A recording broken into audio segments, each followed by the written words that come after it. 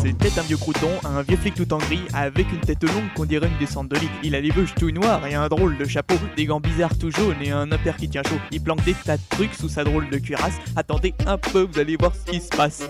Go go gadgeto, go go gadgeto, go go gadgeto, go go gadgeto, go go gadgeto, go go gadgeto, Inspecteur Gadget, l'inspecteur Gadget, l'inspecteur Gadget.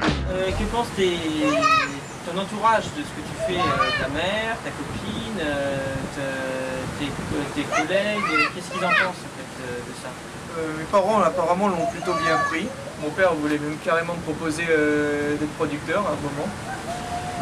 D'être ton producteur? Mon producteur, oui. Parce qu'il fait producteur manager. En fait, il est PDG d'une boîte de PAO. Il dirigeait plusieurs entreprises. Et pourquoi t'as refusé? C'est pas que j'ai refusé, c'est que lui et moi, on trouvait pas le temps. D'accord. On verra ça peut-être plus tard. Donc, de ce côté ton père familial, le prend bien. Ta mère? Ma mère, elle a bien pris aussi, elle trouve ça amusant. Elle a même souvent montré à ses copines. T'as des frères et sœurs, non? J'ai un demi-frère et une demi-sœur qui sont encore trop jeunes pour les apprécier. D'accord. T'as des cousins qui... Les cousins, il y en a qui connaissent. Disons qu'en fait, j'ai fait un live familial, c'était en 2003 ou 2004. Et il est écoutable quelque part ce live? Non, malheureusement, je l'ai juste enregistré sur un caméscope analogique. Ce qui fait que malheureusement, tu vas nous le mettre sur YouTube. Dès que j'aurai le matériel pour ça, je le ferai, c'est sûr. De toute façon, j'ai aussi cette reprise de Chin 2 avec Stifler qu'il faut aussi que je mette en vidéo. Oui. Pareil. Mais pour la même raison, j'ai pas encore le matériel. Est-ce qu'il y en a certains qui trouvent ça complètement farfelu et qui ne comprennent pas ce que tu fais? Ça m'est pas encore vraiment arrivé. En tout cas, je les ai pas rencontrés physiquement. Donc tu es soutenu dans ta famille, dans ton entourage, tout le monde? Oui, pratiquement tout le monde. C'est pas le cas de tout le monde.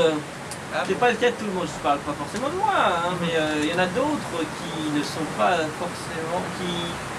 Et dans ce monde-là, il y a quand même pas mal de personnes qui ne sont pas soutenues dans leur entourage. Bon, alors une autre question du docteur Willy. Oui, donc.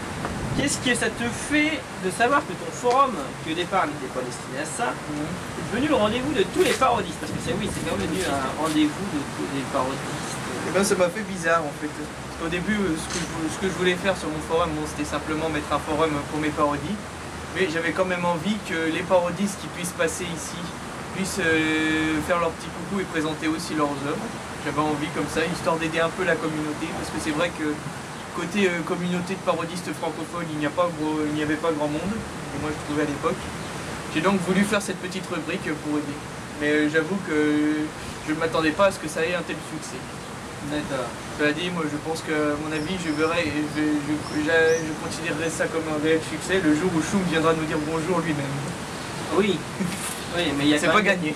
Il y a quand même les parallélipèdes qui viennent.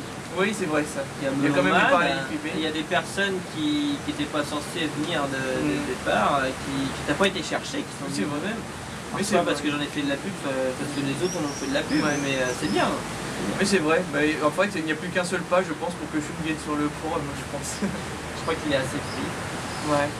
Bon, alors sinon, une autre question, une question qui est vachement longue à lire, hein, merci imbécile. Je pourrais peut-être pas tout lire. Alors, avec un total de 15 parodies sur le même sujet, je veux bien sûr parler de The Legend of Zelda. Est-ce que quelquefois tu ne t'es pas dit putain faudrait que je change de disque un peu?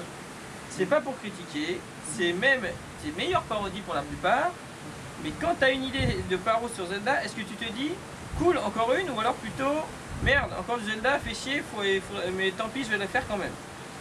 Parce que moi perso, lui raconte sa vie et Vendred il aime bien, et il se dit il se pose la question à chaque fois, est-ce que je dois faire une parodie du même sujet ou est-ce que je dois changer? Donc toi, quand tu as une idée de parodie sur Zelda, est-ce que tu te dis avant de la faire, il faudrait peut-être que je change de sujet un peu, que je change de disque?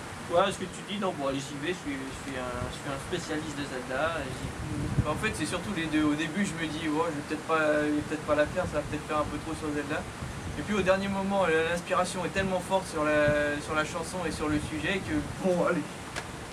Et du coup voilà. C'est un conseil que je voudrais donner aux autres parodistes, ceux qui commencent, quand vous avez une idée changez pas, restez dessus même si vous avez fait 15 fois, même si ça parle de cul, même si ça parle de... Restez dessus, parce que sinon c'est le meilleur moyen de faire quelque chose de fiable. Oui, mais il faut trouver son image de marque. Moi par exemple, mon image de marque au début c'était des roues. J'en mets un peu moins parce que chaque fois j'ai un peu de mal avec certains montages pour les placer, mais bon, ils sont toujours là. D'accord, les petits rotos Image de marque.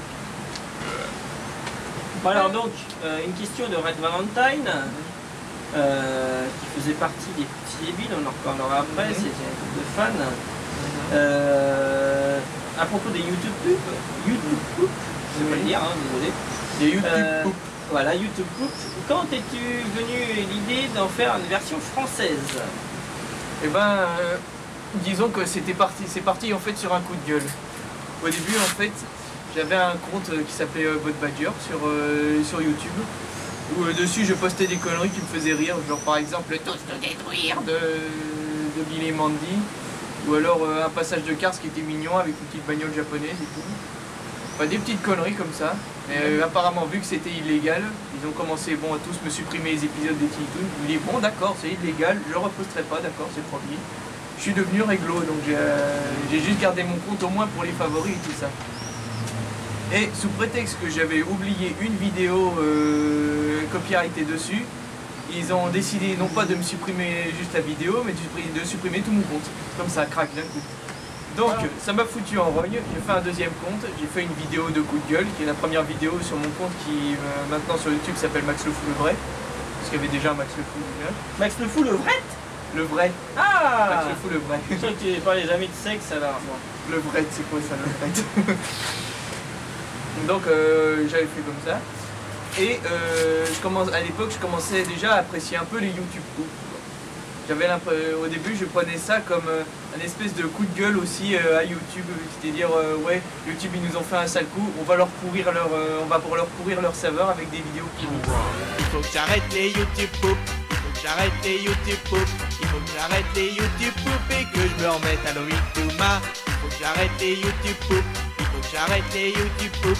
Il faut que j'arrête les YouTube Poop et que je me remette à God of War.